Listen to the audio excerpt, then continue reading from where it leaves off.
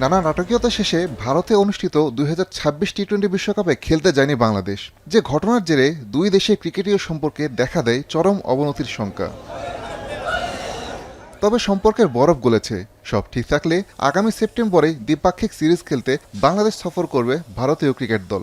নতুন করে স্পোর্টসের জাতীয় পর্যায়ের উদ্বোধন শেষে একথা জানান যুব ও ক্রীড়া প্রতিমন্ত্রী আমিনুল হক। বিগত সময়ের একটি ঘটনাকে কেন্দ্র করে বিশ্বকাপ ক্রিকেটকে কেন্দ্র করে যে একটি টানাপোড়েন হয়েছে, আমরা দৃঢ়ভাবে বিশ্বাস করি। ইতিমধ্যে আমি নিজেই আমাদের যে ইন্ডিয়ান অ্যাম্বাসিতে আমি কথা বলেছি, তারাও আমাদের সাথে কথা বলেছে। তারা সবাই ওয়েট করছে যে সেপ্টেম্বরে ভারত বাংলাদেশে আসবে।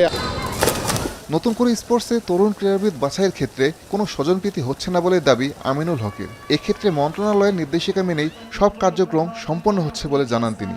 আমরা ইউনিয়ন পর্যায় থেকে, আমাদের উপজেলা পর্যায় থেকে, আমরা জেলা পর্যায় থেকে, বিভাগ থেকে জাতীয় পর্যায়ে কিভাবে অংশগ্রহণ করবে এবং কিভাবে খেলোয়াড় বাছাই করা হবে এবং কিভাবে আমরা প্রতিভাবান খেলোয়াড়দেরকে বাছাই করব, টোটাল বিষয়গুলো এই নির্দেশিকার ভিতরে রয়েছে।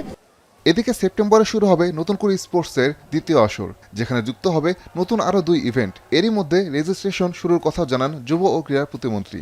ইনশাল্লাহ দ্বিতীয় আসর আমাদের সেপ্টেম্বর থেকে আবার আনুষ্ঠানিকভাবে শুরু হবে।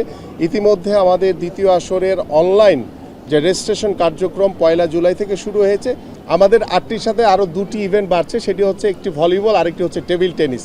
তো এই 10টি ইভেন্ট নিয়ে ইনশাল্লাহ দ্বিতীয় আসর শুরু হবে। আগামী 27 জুলাই নতুন করে স্পোর্টসের প্রথম আসরের সমাপন অনুষ্ঠান অনুষ্ঠিত হবে, যেখানে সেরা ক্রীড়াবিদদের মাঝে পুরস্কার বিতরণ করবেন প্রধানমন্ত্রী তারেক রহমান।